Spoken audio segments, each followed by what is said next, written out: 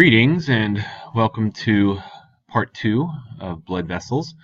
Here's where we wrap up our discussion on the cardiovascular system. So in this segment we're going to introduce you to some general circulation terms. We're going to talk about how we provide blood pressure in this cardiovascular system, and then also how we maintain that blood pressure. And then lastly, we discuss how that blood pressure might be altered. So let's look into some of these important concepts. As a general overview, on the left, again, we're reminded that arteries are blood vessels coming from the heart, and they eventually lead to capillaries, these tiny, delicate, small blood vessels leading back into a vein, where the vein is coming back towards the heart. And we also might recall a certain equation for cardiac output. And recall that cardiac output is going to be equal to the stroke volume times the heart rate. Well, this will also determine blood flow. Total blood flow is going to be the amount of blood transported throughout the entire vasculature in a given period of time. And again, that's going to be also equal to cardiac output. The average cardiac output is 5¼ liters per minute, just for reference. And again, both cardiac output and total blood flow are dependent upon the heart and the blood vessels. So take, for example, in the lower right-hand corner, we see a sort of garden hose that's getting a kink applied to it. If the garden hose is straightened, it experiences no resistance. But when we kink that garden hose, we increase resistance, and therefore we're going to increase pressure of the water coming out of that hose. I think we've all probably experienced that tinkering around with the garden hose. So a similar analogy here, blood pressure is going to be something that where blood flows from high areas of pressure to lower areas of pressure. So let's talk about this idea of blood flow a little bit more. By definition, we say blood flow is the volume of blood flowing through a vessel, organ, or the entire circulation in a given period of time. Typically, the units of measurement for blood flow are going to be milliliters per minute. So what we have here then is a sort of pressure gradient that drives blood through the vasculature. And in this process, blood experiences resistances while being transported through these blood vessels. Blood pressure and then again resistance determine that total blood flow. So in this diagram, we can see a person at rest on looker's left and persons in activity on looker's right. Another observation one might make is on looker's left, we see a reduced flow of blood to the legs. And that's because perhaps you can observe a constriction in those lower blood vessels, the common iliac arteries. And that's because we get a sort of constriction of these precapillary sphincters. And then we're going to get a dilation of precapillary sphincters up here, perhaps on the superior mesenteric artery, to allow increased blood flow to the intestines. So the idea here is this gentleman who is at rest has no need for blood to be applied to his legs, the muscles in his legs. More importantly, his body needs to focus more on digestion of foodstuffs happening in the mesenteric region. In contrast, on looker's right, we see the opposite happening. The constriction of these precapillary sphincters are going to reduce flow of blood to the intestines because these persons need oxygen and nutrients supplied elsewhere in the human body. So then we get a dilation of the common iliacs, and that's going to increase blood flow to the legs, where muscles like rectus femoris are going to need oxygen and glucose to function properly. So let's begin a good discussion on blood pressure. And by definition, we say blood pressure is the force per unit area exerted on a vessel wall by the contained blood. And the units for that is going to be millimeters of Hg. That Hg stands for mercury, so millimeters of mercury. Let's talk about how they get those units. Let's talk about this diagram in blue. Notice how it's talking about air pressure shown in red. The idea there is that even though it's not visible to the naked eye, as we look around the air, there are molecules and atoms located in this air around us. And even though they're lightweight and not visible to the naked eye, they do have a certain mass, and they will provide a certain amount of pressure, therefore. So, for example, meteorologists talk about low pressure days, or they talk about weather that has high pressure days. We're talking about how much mass of all those tiny atoms and molecules in the air are coming down and pressing down on the atmosphere, and what type of weather might they create.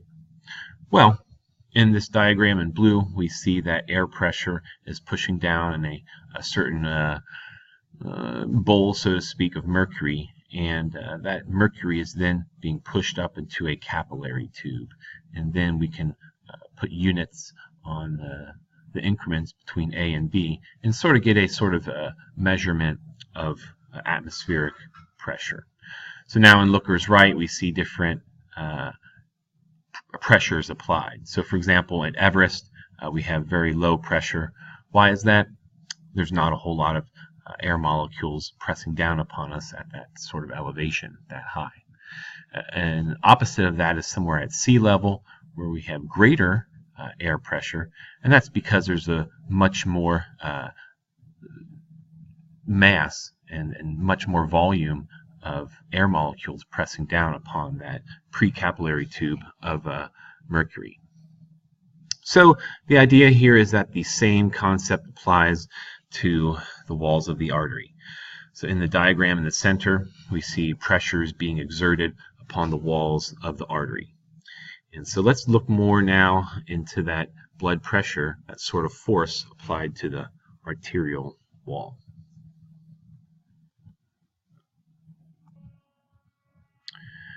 So one of those items that affects blood pressure in the cardiovascular system is going to be resistance.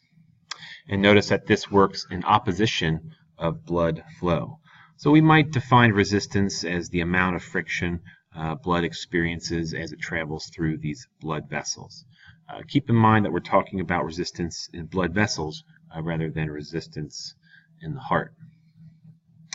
So one factor that influences resistance in the blood vessels is viscosity. And we might say viscosity is going to be the resistance of a fluid due to its flow, or perhaps its quote-unquote thickness of the fluid. So take, for example, this first diagram showing that moving through that blood vessel is physically tangible substances such as erythrocytes, white blood cells, and platelets. So those all formed elements all contribute to a more thicker fluid.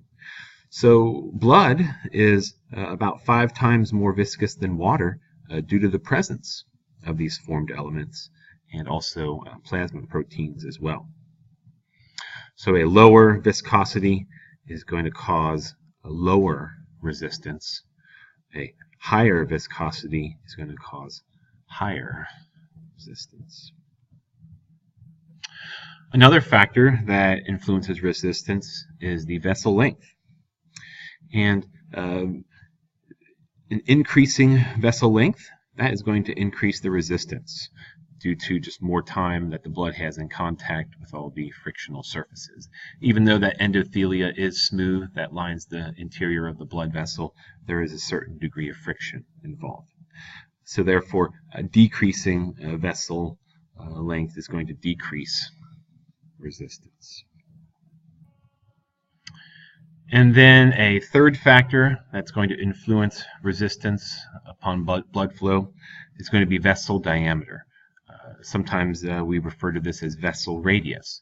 Perhaps mathematically speaking, recall that a radius is half the size of a diameter. Either way, we're talking about how wide, so to speak, that lumen is. And this vessel radius is going to be the biggest factor in regulating resistance. And so, in summary, the systemic vascular resistance is the total of all these three factors above. As for regulating this resistance, that's usually gets regulated by vasoconstriction and vasodilation of the arteries.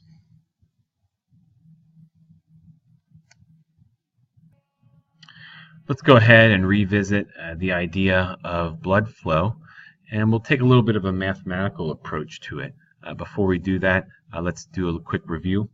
Recall that we need to maintain sufficient local blood flow transported through the human body. And the idea is, again, we need to ensure adequate perfusion of all the tissues in the human body. So this is going to be dependent upon a total blood flow. And recall that last time we discussed about how resistance affects this blood flow, this kink shown here. So therefore we can sort of make an equation. And so for example, blood flow is going to be inversely proportional to the change in blood pressure over the resistance.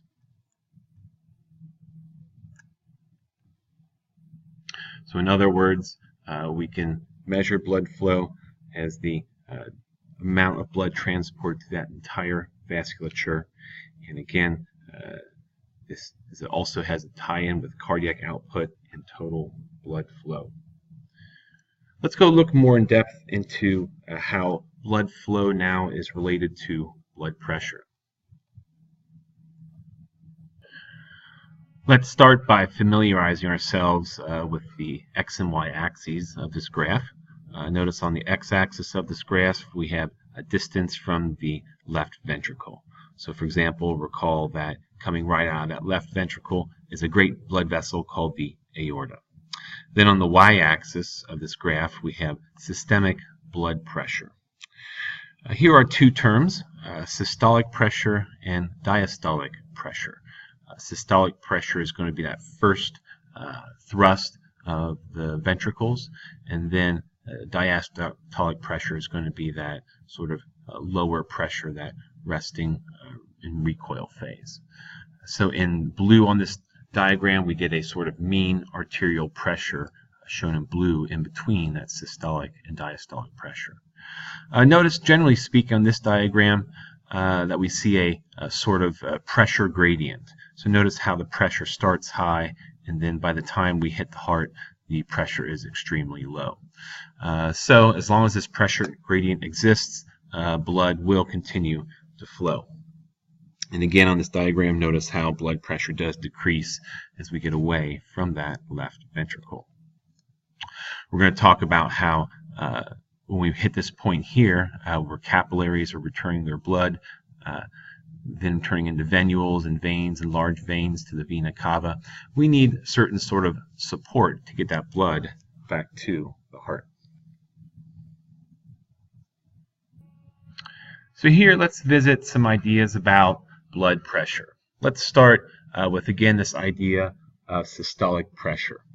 This systolic pressure is going to be the highest blood pressure generated in those arteries, and that's due to ventricular systole. And that's when the artery is going to be maximally stretched. And so again, we're going to call that the systolic pressure, shown in the upper right diagram. Then this diastolic pressure is going to be the lowest pressure during ventricular diastole, when the artery recoils no further. And that's shown on the lower part there. The purple dashed line is going to be our mean arterial pressure. So notice in this diagram, once again, we have blood vessels on the x-axis and pressure on the y-axis. We see that we might have a very high pressure, 120 millimeters of mercury during systole and 80 during diastole. Fair enough. Okay, so what happens here is that this sort of lag time, this recoil that occurs, is it allows the arteries to sort of store pressure from systole and use it for propulsion during diastole. Recall that these arteries by nature have a very thick tunica media that presence of smooth muscle allows this recoil to sort of flow. Recall also that if heart rate increases, if a heart rate increases the cardiac output, then blood pressure is going to rise as well. So keep in mind, again, this blood pressure is going to be the force per unit area that the blood is going to exert against the inside wall of that vessel. And recall that blood flow is a sort of pulsing in the arteries because of the contraction and the relaxation of those ventricles that we talked about. We can say that blood pressure itself is expressed as a sort of ratio in which the numerator of that fraction, that is the top number, is going to represent the systolic blood pressure, and the number on the bottom is going to represent the diastolic blood pressure. So let's take, for example, the average adult blood pressure. It's going to be 120/80. Oops. That's how we might express that idea. Okay.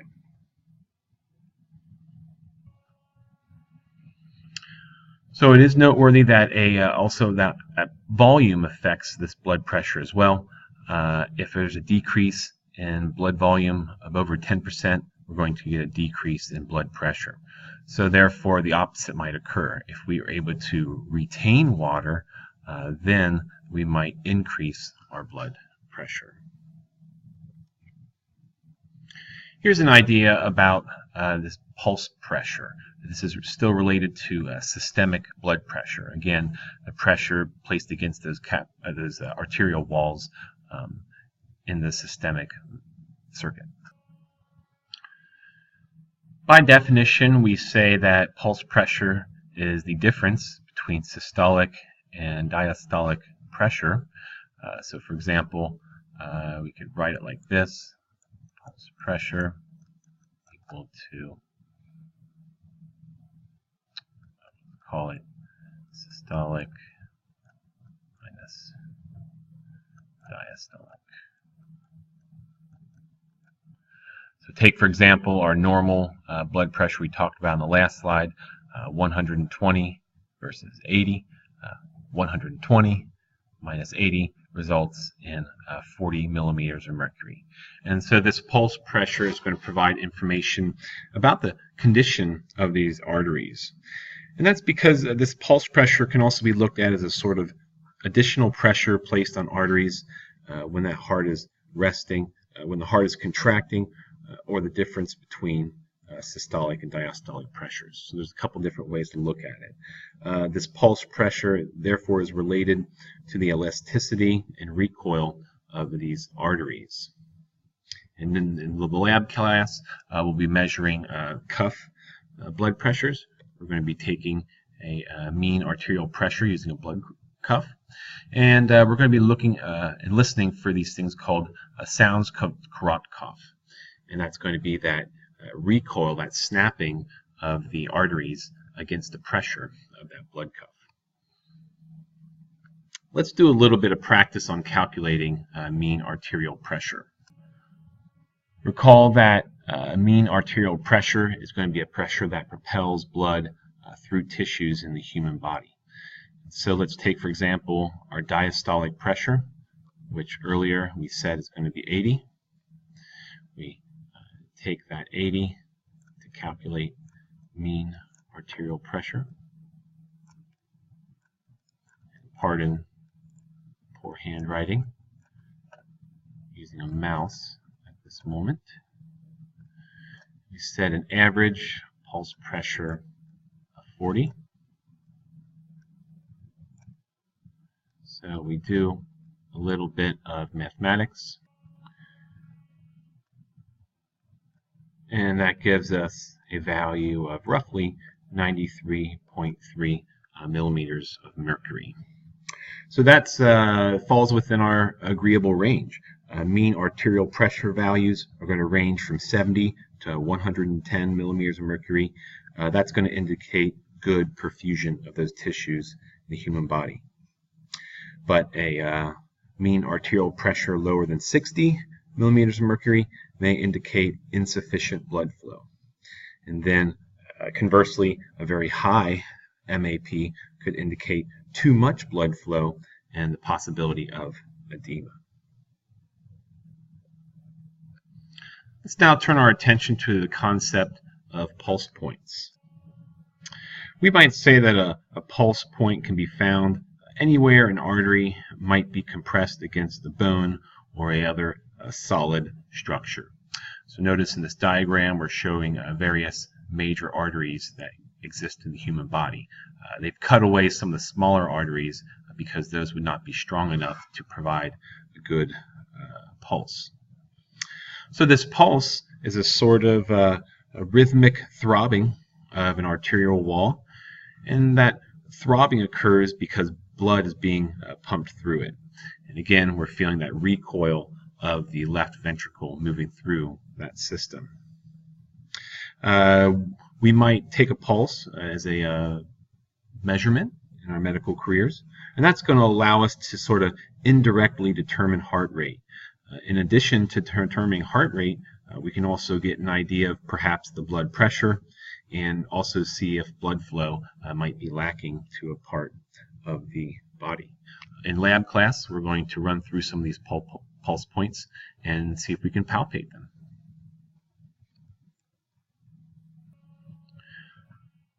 So our discussion on blood pressure so far has been in regards to the arteries.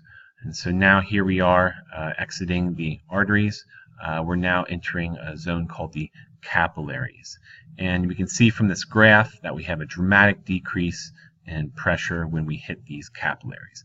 And we must have a certain degree of decrease in blood pressure.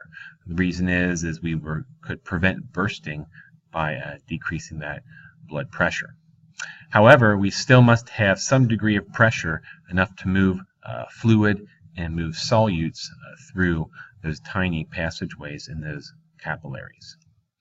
So then outside of those capillaries we reach the veins, and then we do have steady pressure in the venous pressure. Notice that if we come over to the y-axis, we still see that there is some pressure that exists. It's steady, but there's no pulse. There's no recent coming out of, so to speak, from the left ventricle. So there is a steady pressure, but it is low. And so let's talk about some mechanisms that are going to promote adequate venous return. In other words, how do we get that poorly oxygenated blood back to the heart?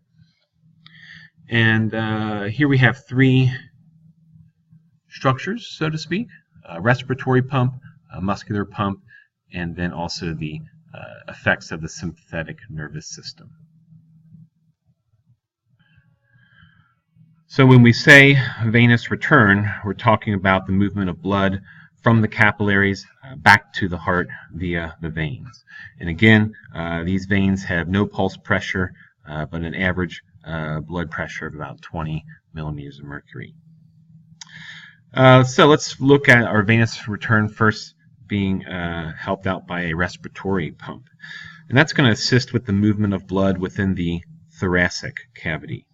And that's going to rely on the pressure difference between the thoracic walls of the cavity and then the abdominal cavity during inspiration and exhalation. So that inspiration and exhalation of the thoracic cavity and the lungs is going to drive blood flow back towards the heart. And then again, this skeletal muscle pump, this muscular pump, so to speak, is going to assist movement of blood primarily in the limbs. And that's going to rely upon the contraction of skeletal muscles to squeeze the veins and squeeze on the valves to also prevent the backflow of blood. And this should be visible in the diagram on looker's right. And to a lesser degree, there's another influence on venous return, and that is the sympathetic nervous system. We might recall from the endocrine system that hormones like epinephrine can affect the smooth muscle that surrounds those veins. Therefore, we can be affecting a vasoconstriction through hormonal influences and neural influences. So let's do a general overview of hemodynamics. In other words, a general recap of everything we talked about. Recall that things that affect blood pressure are things like cardiac output, blood volume, viscosity, resistance, and then also the elasticity of those arteries. Recall that as blood leaves that left ventricle, it hits the aorta and then slowly loses pressure over time, and then until it hits that right atrium full circle. Recall that resistance is going to be the opposition of that blood flow, and that's because we have friction between blood and the walls of the vessel. Yes, we do have smooth endothelia in there to reduce that friction, but there's also going to be some degree of friction there. Recall that resistance gets affected by the diameter of that blood vessel, the viscosity of the blood and the formed elements within it, and then also the total blood vessel length. So for example, blood vessels such as iliacs that are very long are going to have a great degree of resistance. And so when we say the term total peripheral resistance or systemic vascular resistance, we're talking about all of the vascular resistances offered by the blood vessels. Again, we're not just counting the heart here. So we've talked about now how we produce pressure in this cardiovascular system. Let's see how we maintain this blood pressure now. In the above part of this diagram, we see a person on the left who is sleeping, obviously, and we still need to maintain a low amount of blood pressure. The person on the right is going through probably an extreme amount of sympathetic input, so to speak, and therefore we're having a high amount of blood pressure to adequately perfuse all that tissue. So let's look at two main factors that influence maintaining blood pressure.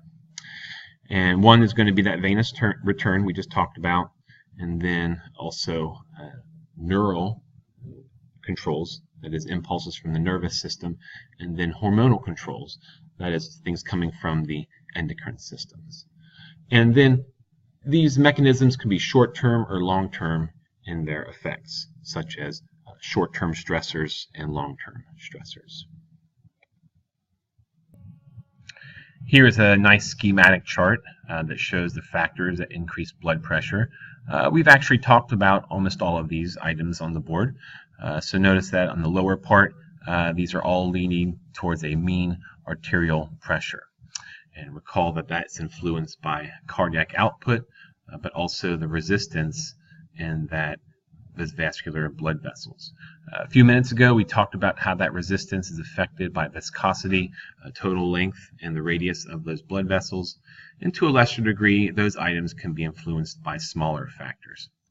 Coming back over to the left is a review from previous material. We talked about a few chapters ago, or a few sections ago, I should say, that cardiac output is affected by the heart rate and the stroke volume.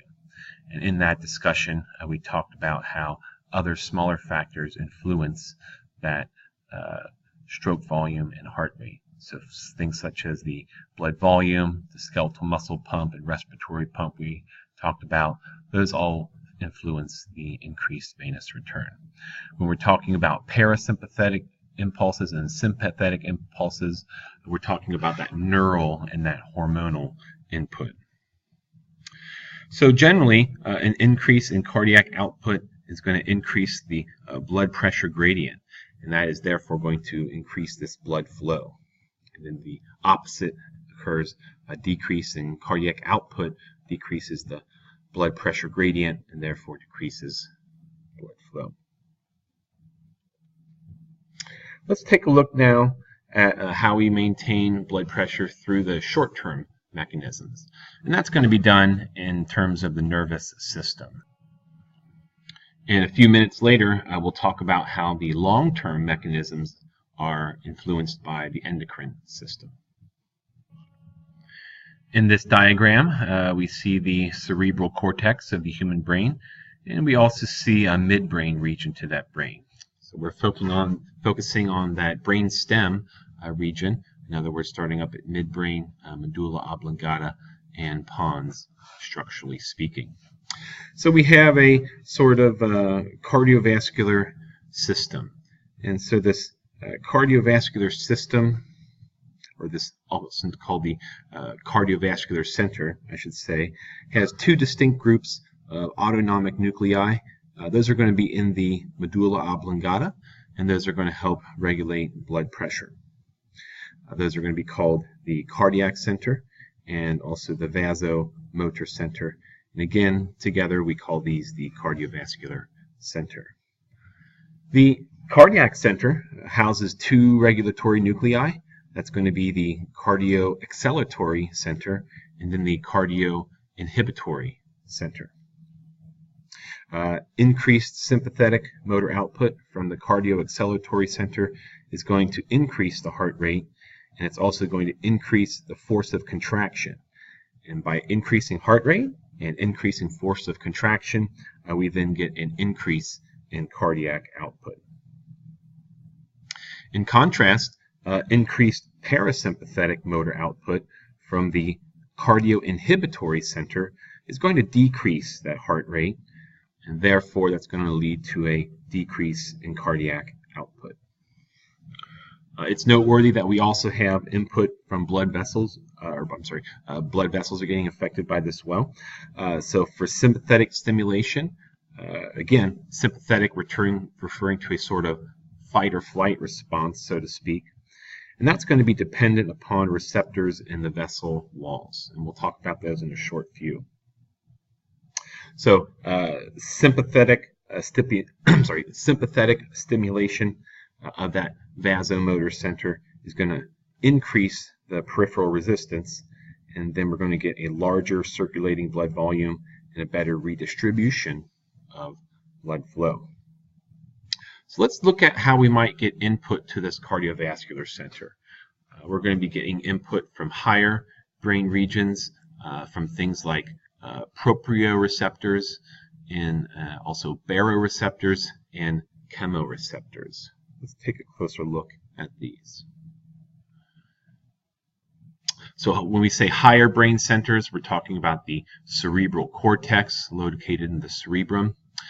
Recall that we have a structure such as the limbic system, including structures like the corpus callosum, and then things like the hypothalamus in the diencephalon region are all going to modulate the medulla oblongata.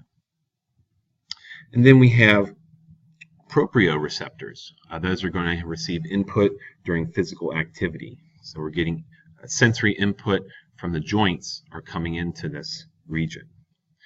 Also baroreceptors. Those detect changes in pressure within blood vessels. And then also chemoreceptors. Chemoreceptors are sort of secondarily involved in blood pressure regulation. They initiate chemoreceptors reflexes when stimulated. So these chemoreceptors are going to monitor the concentration of chemicals in the blood, things like hydrogen ions. Let's take a little bit closer look now at some baroreceptor reflexes. So we have a reflex related to the carotid sinus and then also the aortic reflex. And so structurally speaking, we're going to find swellings in the internal carotid artery wall. So inside this sinus, so to speak, we're going to find baroreceptors. We see then a connection with glossopharyngeal nerve to that cardiovascular center in the medulla. And this is going to maintain normal blood pressure in the brain. So as we talked about that person sleeping on that slide a few minutes ago, this is how we might maintain that normal blood pressure. Through the aortic reflex, we have baroreceptors in the aortic arch coming right out of the heart.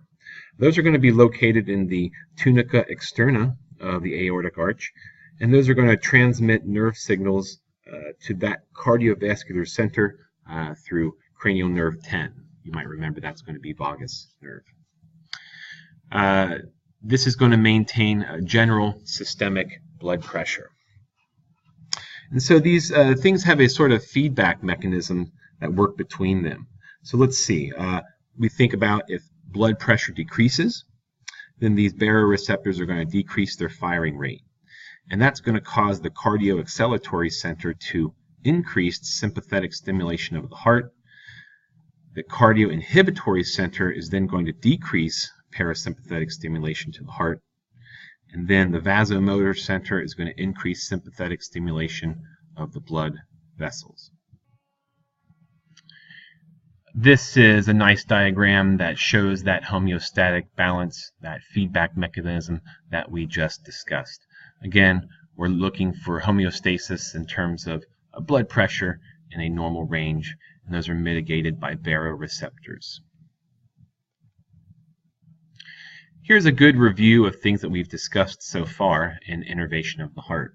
Notice we've discussed these baroreceptors in the carotid sinus. We've discussed baroreceptors in the arch of the aorta. Notice how these then send sensory input along glossopharyngeal nerve. That's going to get handled at the cardiovascular center of medulla oblongata.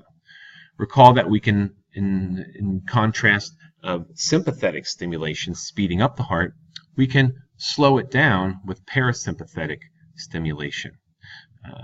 And so here we see input into the SA node and the AV node, hence having a sort of parasympathetic and sympathetic impulse that's going to affect the intrinsic conduction system, either increasing that heart rate or slowing it down.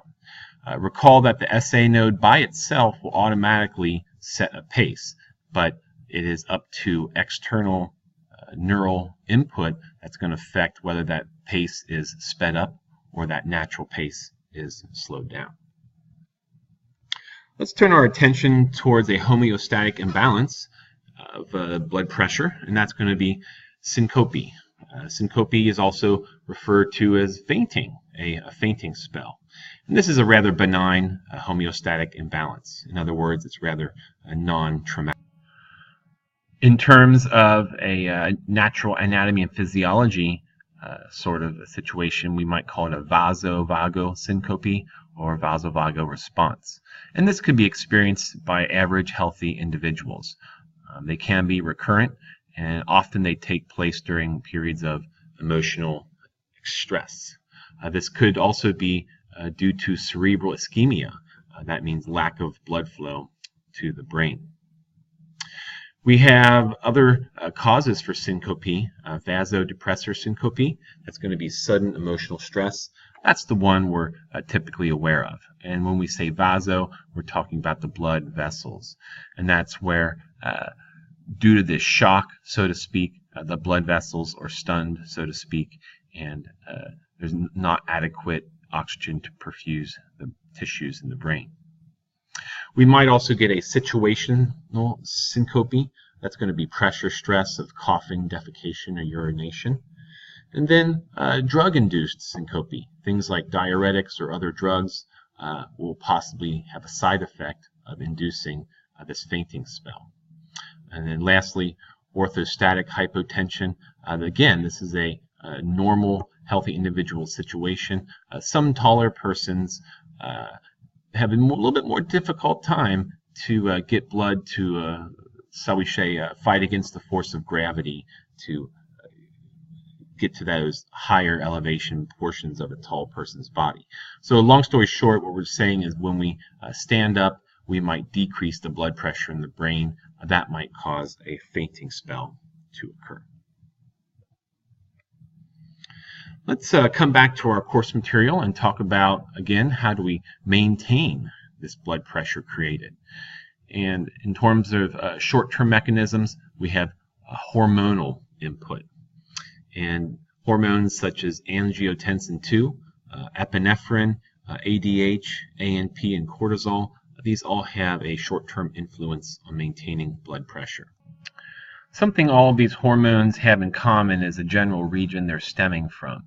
Many of these are coming from the kidneys and or the adrenal glands, which are located juxtaposed to one another. So when decreased blood pressure is sensed by the kidneys, or we receive a decreased amount of blood flow to these kidneys, there's a set of reactions that occurs. And we get a renin-angiotensin system. And that's going to involve the production of renin by the kidney. This renin is then going to convert angiotensinogen to angiotensin 1. And then angiotensin 1 is then converted to angiotensin 2 by an enzyme called angiotensin converting enzyme, ACE for short. Angiotensin 2 is a powerful vasoconstrictor. That means it's going to constrict those blood vessels. It's also going to stimulate the thirst center. And then we're going to have a release of a chemical called aldosterone. So this aldosterone gets released from the adrenal cortex of the adrenal glands, and this is going to be in response to several stimuli. One of those being angiotensin 2, and this is going to cause the increase of absorption of the sodium ion and increase in water reabsorption as well.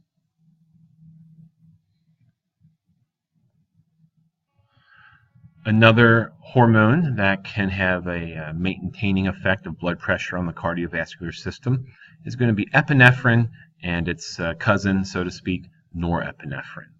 This is going to increase the heart rate and also increase the force of contraction. This is going to cause vasoconstriction in the skin and also vasoconstriction in certain abdominal organs. In other words, we want to save that blood for elsewhere for this fight or flight response, so to speak. So then we're going to have vasodilation in cardiac muscle and skeletal muscle, and this is going to result in an increase in blood pressure. So again, the idea is we vasodilate so that we can have more output from that heart and then more output from that skeletal muscle, again, to fight or flee the perceived threat. Another hormonal influence on blood pressure is antidiuretic hormone, also abbreviated by ADH. That is going to cause vasoconstriction, and that vasoconstriction is going to increase blood pressure.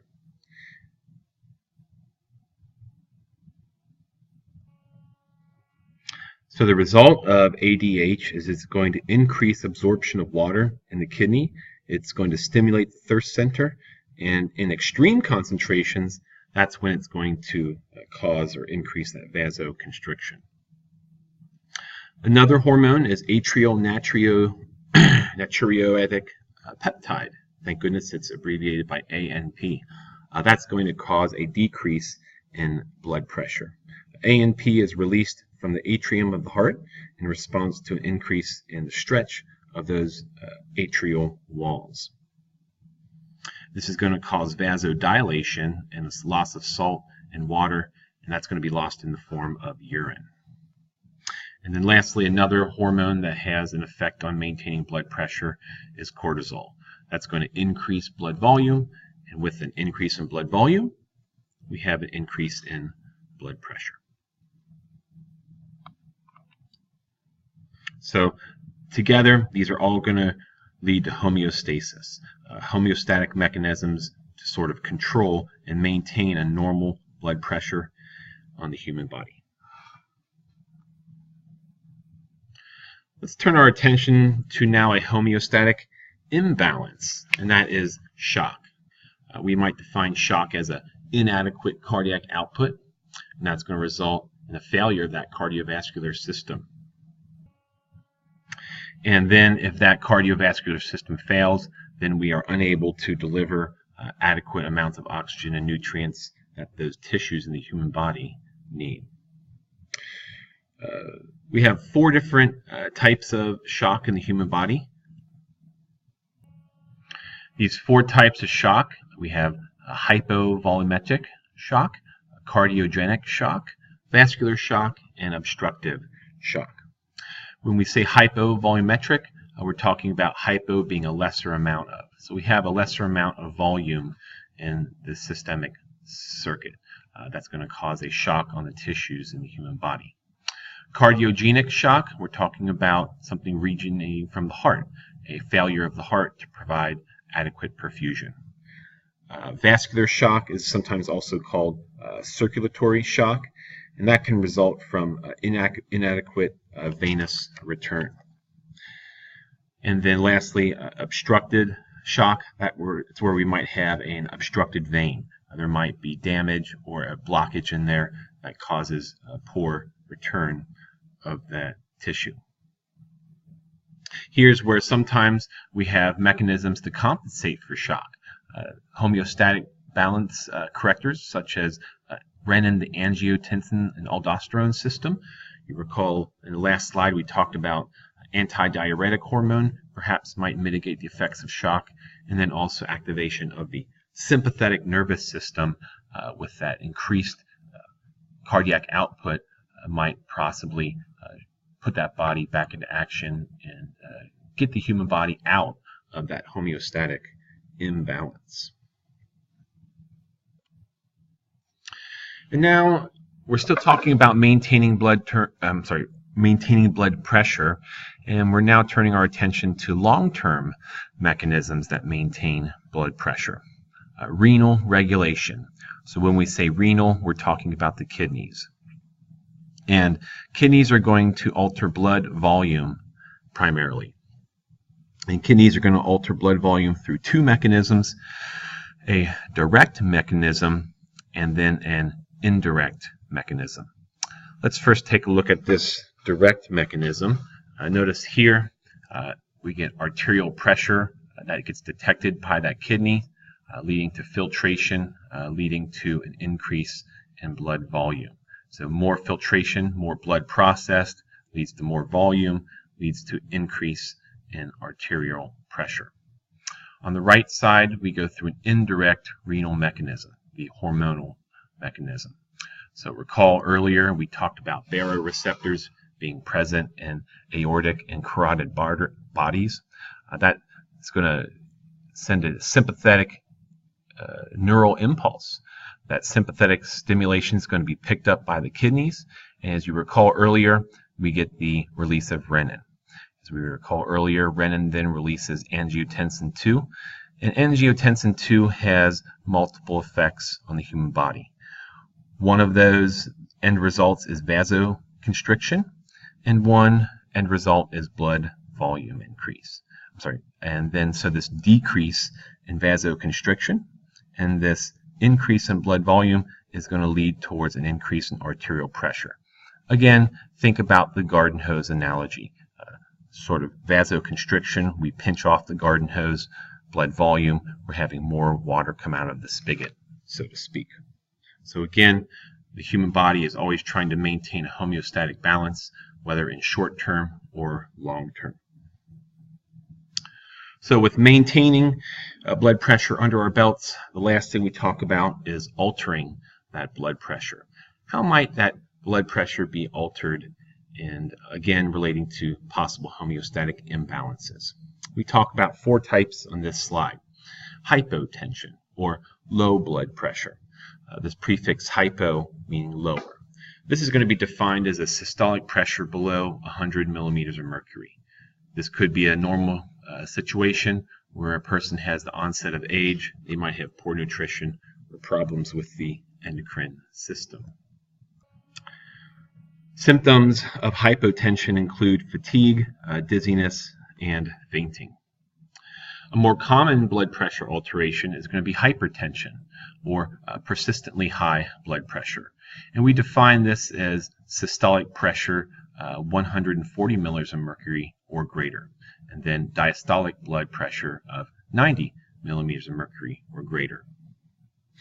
Hypertension is a problem because it's going to damage vessel walls, and that damage in the vessel walls can lead to atherosclerosis or arteriosclerosis, and that's going to be a major cause of heart failure then.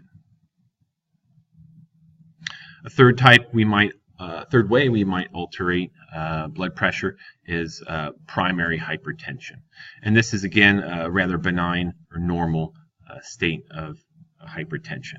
Approximately 90% of hypertension cases have persistently elevated blood pressure that cannot be attributed to any particular one single organic cause.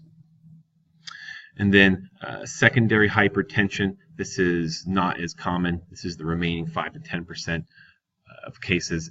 There's a sort of identifiable underlying cause, a very clear one, such as obstruction of the renal blood flow, or perhaps chemicals that are taken, certain drugs, or possibly tumors on the adrenal glands, a specific identifiable feature that might directly be influencing that blood pressure.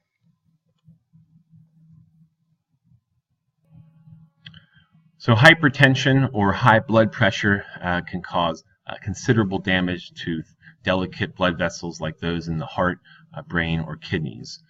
And so that's why blood pressure is a main concern. We might lead to things such as a stroke. And again, if that cerebral tissue does not receive adequate perfusion, we have fast death of nervous tissue. And that nervous tissue cannot regenerate. So how can we prevent hypertension? It's multi-fronted, so to speak. Notice how hypertension is affected by our genes as one input, and also our environment as well. So things like race and gender can have an influence on hypertension. But let's see how we can possibly reduce the effects of blood pressure. In other words, take some of those risk factors out. We can possibly lose some weight. We can possibly limit alcohol intake, and perhaps consider taking up exercising. When we exercise, blood flow is going to increase, and we're going to then get a stronger heartbeat and a removal of blood from veins. And we're going to take that blood out of the venous structures and put them back into active circulation. During exercise, blood flow to coronary vessels increases approximately 3-fold. And then blood flow to skeletal muscle during exercise increases approximately 11-fold. So it's a win-win situation. In addition to exercising, we might reduce our sodium intake and watch some of the dietary intake. And also, cutting out smoking is a way we can improve a lifestyle choice to reduce hypertension. And then lastly, also managing stress. If we do not do an environmental change, we perhaps might do a use of medical drugs change. Items such as diuretics, beta blockers, vasodilators have all been used to successfully treat hypertension. And that concludes our discussion on part 2 of blood vessels. That's also a conclusion for our discussion on the cardiovascular system. We're still going to talk about vessels a little bit more. Next session we discuss is going to be the lymphatic system, vessels in the lymphatic system that sometimes run parallel to the cardiovascular system. Looking forward till then.